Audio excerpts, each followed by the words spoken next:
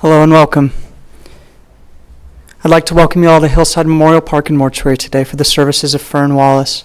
Before we begin, may we place our cell phones in an off or a silent mode and keep it in that mode for the duration of the services. Officiating Fern's service today is Rabbi Stephen Leader.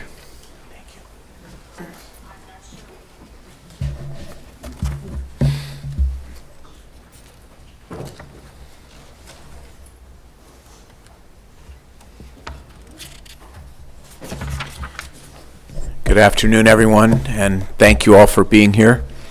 We're going to begin our service now in Fern's honor and memory by turning first in our prayer books to page 14.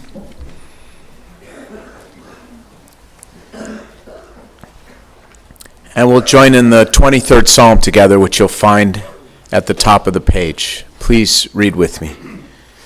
Adonai is my shepherd, I shall not want. God makes me lie down in green pastures, leads me beside still waters, and restores my soul. Even when I walk in the valley of you lead me in right paths for the sake of your name. Even when I walk in the valley of the shadow of death, I shall fear no evil, for you are with me. Your rod and your staff, they comfort me. You've set a table before me in the presence of my enemies. You've anointed my head with oil.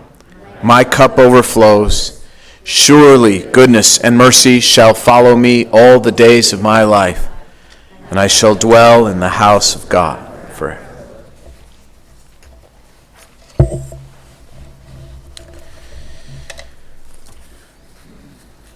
Fern had such an incredible spirit and love for life and art and beauty and people and traveling the world.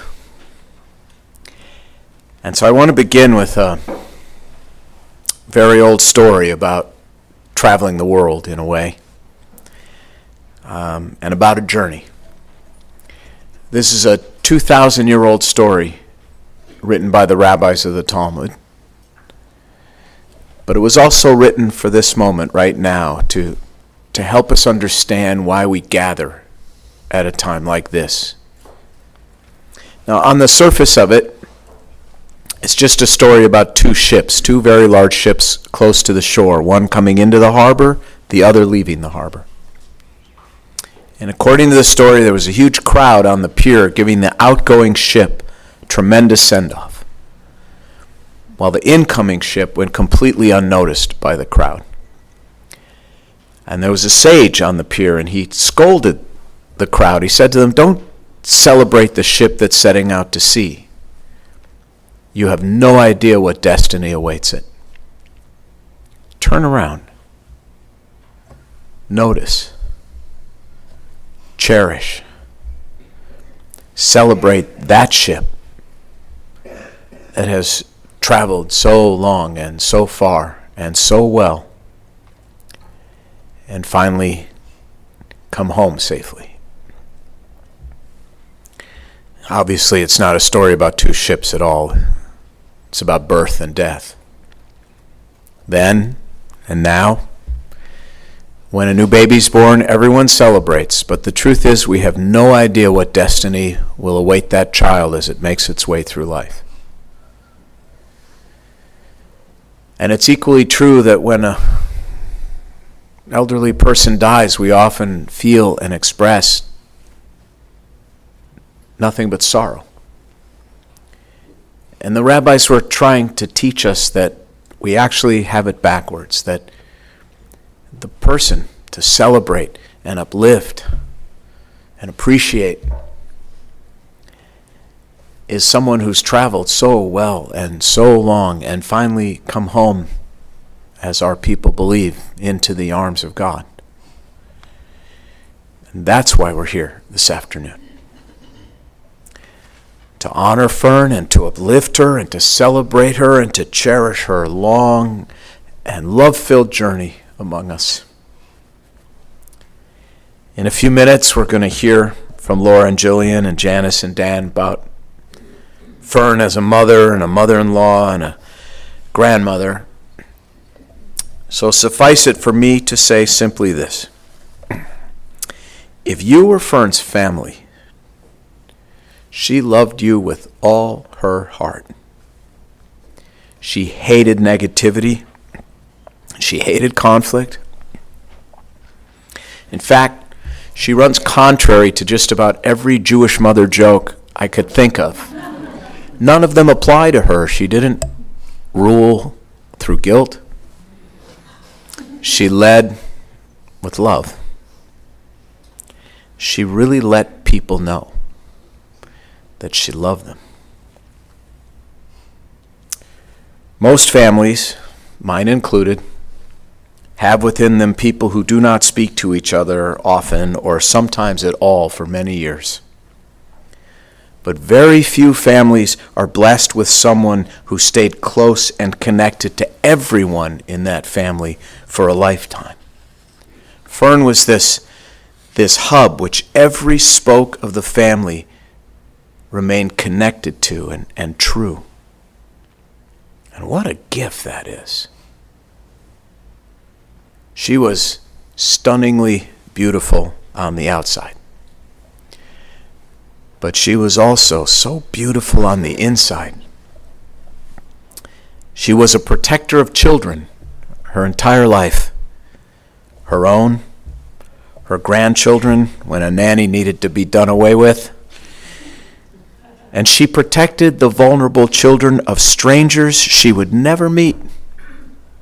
And she did it with all her might. She had such a full and generous heart. And she had a very gifted mind.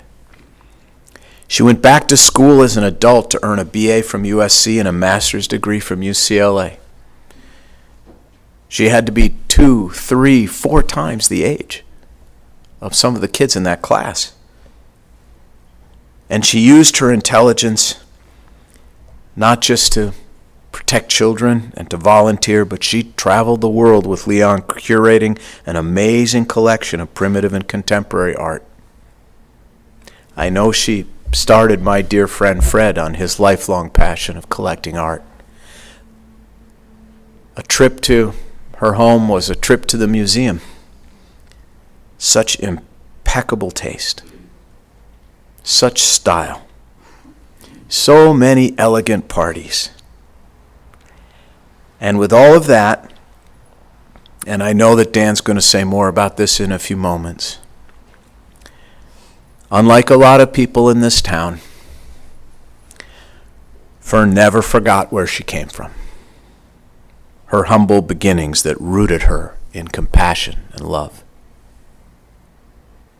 She was, by my estimation, the hippest grandma and nana on the planet. Your confidant, your hairdresser, your interior designer, your personal shopper. And she never missed a chance to cheer at the game or the graduation or any life accomplishment. If you were family and you needed her, Fern showed up. And she did it again and again and again. When I heard about Fern's death, it was literally a few minutes before the beginning of Rosh Hashanah. The ancient rabbis thought about life as a book into which our destiny is written each and every year. Who shall live and who shall die? The fact that Fern died at the very, very end of the year, minutes before it ended. In the rabbi's view, in my view, it must mean that God waited until the last possible moment to fulfill the decree and bring her home. A sign of her goodness and righteousness here on earth. Fern had this wonderful habit of ending every lunch or dinner she could with a cookie. Something sweet. That was her. So sweet. And I think that's how she would want this moment, this day, right now, as we honor her. She would want it to be sweet and filled with gratitude in our hearts for her life and for her love. I know that's what she'd wish for all of you and her family and for everyone she loved. I worked hard at love and inclusion, she'd remind us. I loved art and beauty, and above all, each one of you. I hope that you go on now to love each other and to remember me in death as I was in life, filled with love, sweet. And we will, Fern. We will. Amen.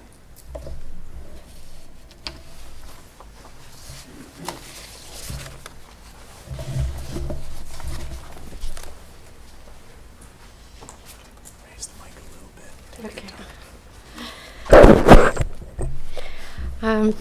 My daughter and I wanted to do this together because it's celebrating a mommy-daughter relationship and a mother-grandmother relationship. And we both have 4 quick little anecdotes that hopefully are in the spirit of today to celebrate her life. And I'm glad that she lived as long as she did because it gave me a chance to have many different sort of chapters with her. And both of us evolved as people. And there were just some wonderful moments. I'm very touched that my friends Corinne and Janice are here today because they were my 2 best friends in junior high and high school. And they were at my house a great deal, and so we all kind of grew up together. And one of the beautiful aspects of my mother was how welcoming she was to my friends. And one story I remembered that has to do with Corinne was Corinne was raised by her father and her grandmother, who were very protective and somewhat stricter than my mother. And we longed in junior high to have a party together with boys. And so finally we had that party at my house, and Corinne's father came over. And her father and my mom sat at the window watching us the whole time. And at some point, I went up to my mom and said, well, we're going to play spin the bottle now. And so my mom took Corinne's father off somewhere else to let us get on with it. The second story has to do with my college years, and I know I was very difficult. I fancied myself a flower child, hippie, war protester. And I remember my mom saying at one point to me that something I was doing was wrong. And I said, well, that wasn't possible because I was now an existentialist and there were now no absolute rights or wrongs. She did not appreciate that. But my mom, as the rabbi mentioned, went back to school to USC, got her degree. She was a lot older than a lot of the students. And for some reason, they all started opening up and talking to her about their boyfriend problems because they couldn't talk to their own parents. And suddenly, I had this mother on the phone, increasingly laid back, very calm, very understanding. And it was sort of an interesting stage to see her evolve and us to come back together. The third story has to do with when my daughter was born. I had her here in Los Angeles, and my mother used to, the first week after she was born, keep walking into the room with me as I would take care of her and tickle her around her lips. And I said, "What are you doing?" And she said she wanted to see her first smile. And I said, "But, I've seen her smile a whole bunch of times." And my mom said, "No, that was gas." So I said, "But how will I know when she does smile?" And my mom said she'd tell me. And soon enough, Julie did smile. And that smile I love, and it helps sustain me in life. And she is my gift in life. And my mom knew that and really thought how beautiful our bond was. The fourth story is when I was, a later stage after my father died, I was helping her set up her condo. And to my surprise, I discovered that we had something in common that I'd never known, and that was that we both loved interior decorating. And those of you who knew us at the time know we went a little pillow crazy. And we were sort of constantly back and forth looking at pillows and trying to find the perfect pillow combination together. And we would call each other late at night and early in the morning and sometimes wake each other up to tell each other about a possible different way to place the pillows. And it reminded me that when she would come and stay when Jillian was very young at my house in McLean, Virginia, that sometimes I would wake up and find that she had rearranged my living room furniture. And I found that a bit bizarre, but now I totally understand it. And I think it's not out of the question that someday you'll wake up and I'll have rearranged your furniture. Okay. Thanks, Mom. I'll just say a few things because maybe some of you know that for a very short time, or year and a half, I was temporarily my grandparents' third child because I moved in with them after college.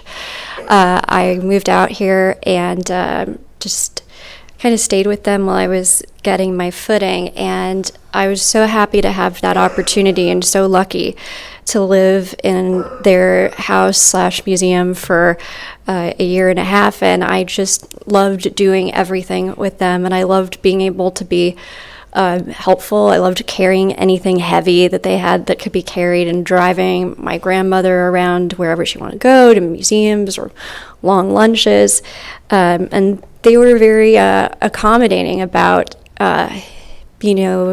me struggling after a expensive arts education to go and become a clerk in a record store, and they just didn't pressure me. Were supportive. She was supportive about even my weird schedule, and I'd just stay up till 4 a.m. on their couch watching old movies and not give me a hard time about it, but just talk to me about those movies. We talk about our favorite movie stars, which she grew up with that time, and we kind of bonded about Gene Tierney and Deborah Carr, and who had a nervous breakdown, and she'd just share that with me. Like the rabbi said, she was a wonderful art collector, and she was known for being a hostess, but she was also an intellectual, lifelong. She always was reading. She never stopped reading. She was one of the last people to buy hardback books that I knew of. And she never gave that up, and it was kind of like the last year when she couldn't read anymore on her Kindle. I think that was one of the saddest things. I'm hopeful that wherever she is in whatever form now, I know that she can read again, and she'll be taking it all in because she just was so curious and smart. She was resourceful and very friendly. I think she had more friends than any person I've ever met. Her phone was always ringing. People were always ringing to talk to her and to call her. And I'll tell an anecdote that my mom once wanted me to tell about her friendliness when she came to the East Coast to take care of me for a little while when we were both sick. She was driving us around, and she was just driving me around that day. We got lost on the way from Baltimore back to Virginia, and you're supposed to go around D.C. when you drive from Baltimore to Virginia, and she accidentally went through it. What I didn't know is that, there's some parts of cities that are bad parts of a city, but DC is 75% a rough part of a city. So we ended up driving through a very rough part that was all one-way streets and traffic circles, and we were getting just more and more turned around. And she saw a police car and a policeman. I said, "Oh, you can go there and ask them for help." And she was so friendly. She pulled up and she asked the policeman for directions how to get back on the highway, and he stopped arresting those two young black men to help her and give her us directions back. And everybody was really nice about it.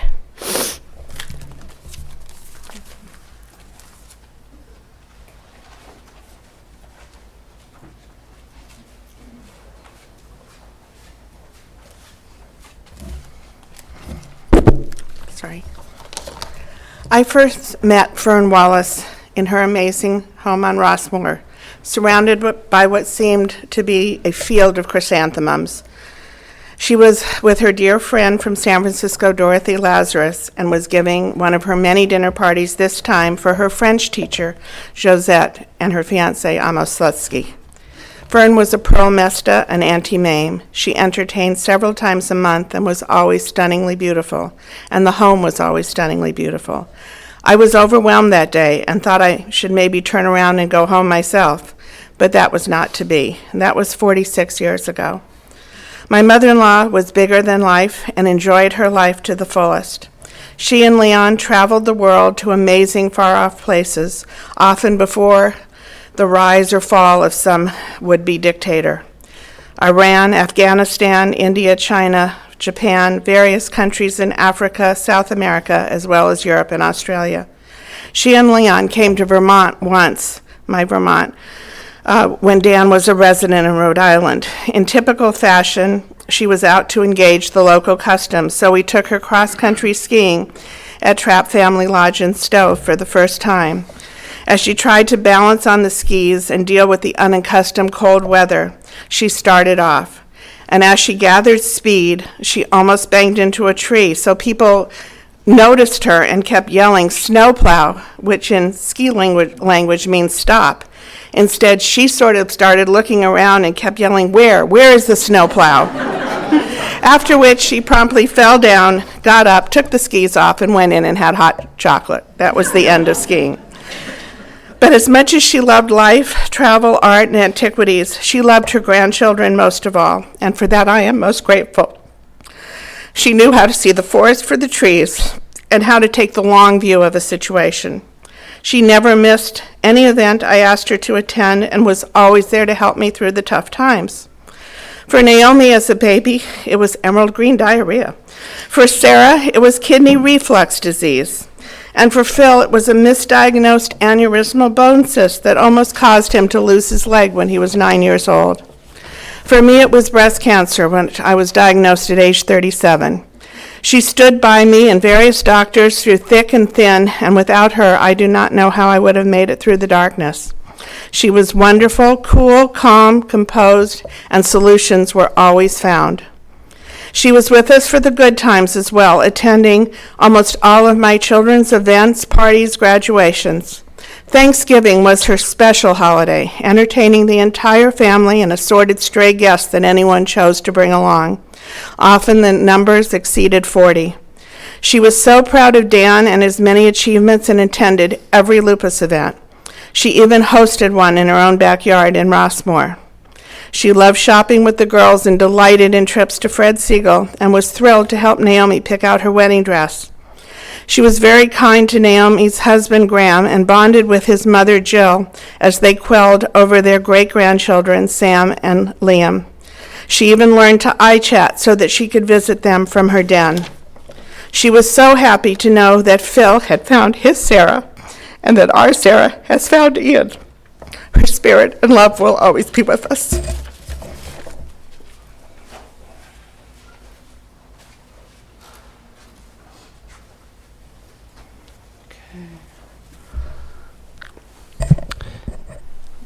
As a student of history, I've always been fascinated with how our family came to be. In 1895, my grandfather was born in Belozerka, a shtetl in Tsarist Russia that's now in the Ukraine near Kiev. He was the youngest of 13 children. He was the most charismatic man I ever met. He was rebellious, he was brilliant, and during the Russian Revolution, he joined the Red Army. He was captured by the White Russians. He was put before a trial. He was sentenced to die before a firing squad. He was brought out before the firing squad. And the person who was supposed to shoot him was one of his classmates from school and said, "I'm going to shoot the gun in the air and you run the other way." And he did. And otherwise there wouldn't have been any of this. Eventually he became almost a general in the Red Army, and he was in charge of the Romanian border. And in 1922, he just walked over the bridge and escaped and made it to England, made it to Newark, New York, Newark, New Jersey, met some relatives, worked in the Fannie Farmer candy factory for 6 months, said, "I don't want to do this," stowed away on a Standard Oil tanker, went around the Panama Canal, and in 1924 arrived with a few pennies in his pocket in San Pedro. He said, "Where's the Jewish part of town?" And they said, "Boyle Heights." He took a red car to Boyle Heights, said, "Where can I spend the night? I'm tired." They pointed him to a bed and breakfast. He walked in there. The lady who was manning the desk was my grandmother. She was 14. She had been physically and emotionally abused by her family, was totally dysfunctional. He was 10 years older. He felt sorry for her. They eloped the next day. They were married for 42 years, very happily. My grandfather decided to start a burlap bag business. I don't know why or how, but in the late 20s, he actually prospered for a few years. And some people in this room, like the Famillion family, said the city's going to grow west, and they bought land in Brentwood and West LA. My grandfather said the city's going to grow south. He bought the whole block of 58th and Broadway. In 1929, the stock market crashed. He had to subdivide the whole block, and he was still absolutely destitute. My mother was impoverished, lived on a few pennies a day.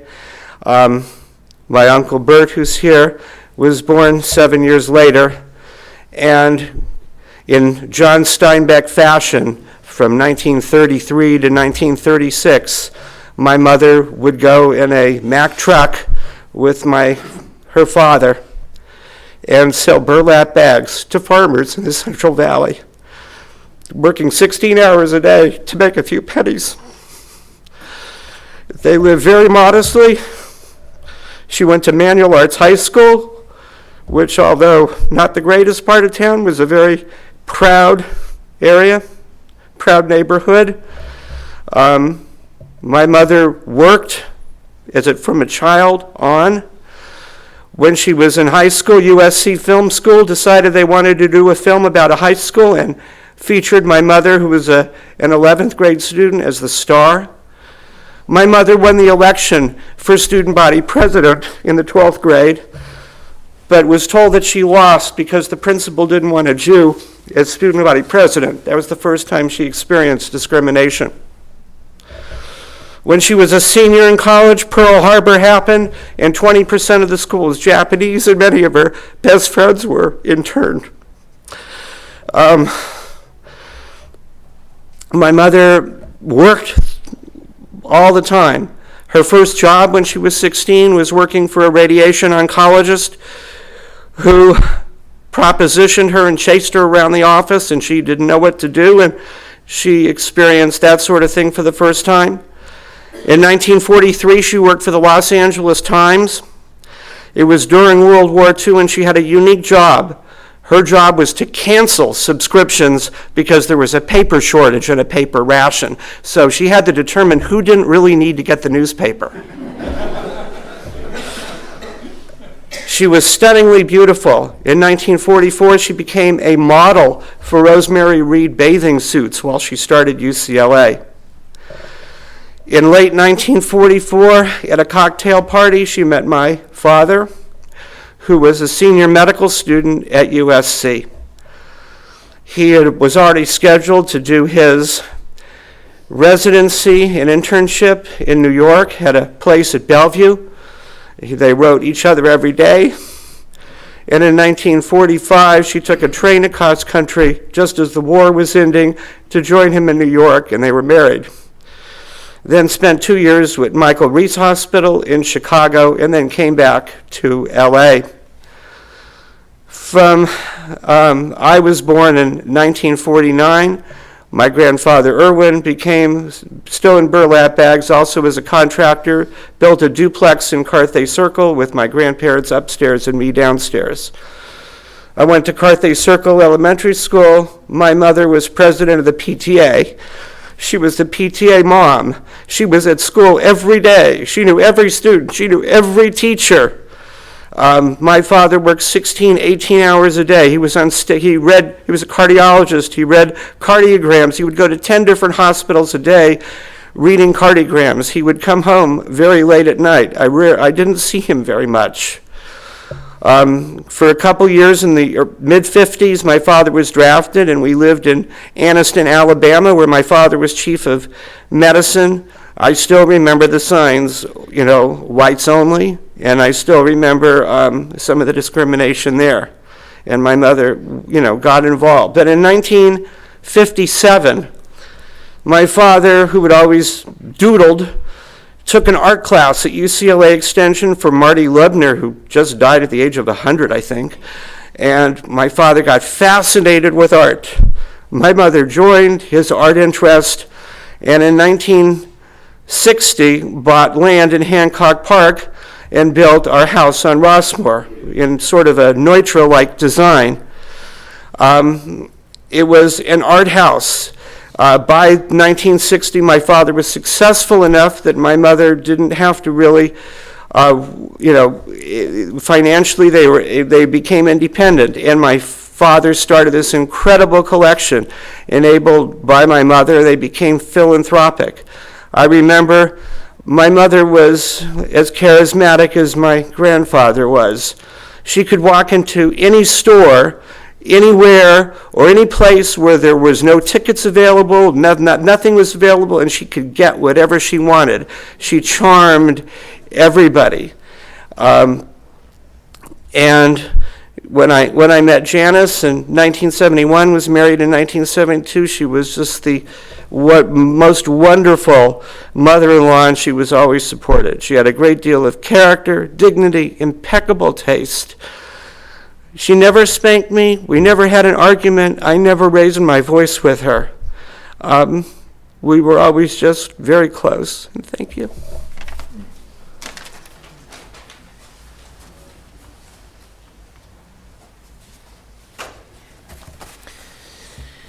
Let's please turn to page 18.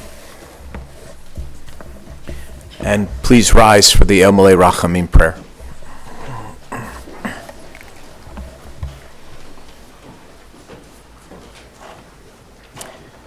El Malei Rachamim Shochein Bamromim, Hamtzei menucha nechona tachat kanfei ashchina in kedoshim utehorim, kezahar arakia mazhirim et nishmat Fern shal hachala olama. Baal harachamim yastireh b'seiter knafav l'olamim. V'yitzor b'tzor chaim et nishmata. Adonai hu nachalata. V'tanuach b'shalom al mishkava v'nomar. Amen. O compassionate God, eternal Spirit of the universe, grant complete rest in your sheltering presence to Fern who has entered eternity. Master of motherly love, sheltered by your divine wings, may she be bound up in the bond of eternal life. The eternal God is her inheritance. May she rest in peace. Amen. Please be seated.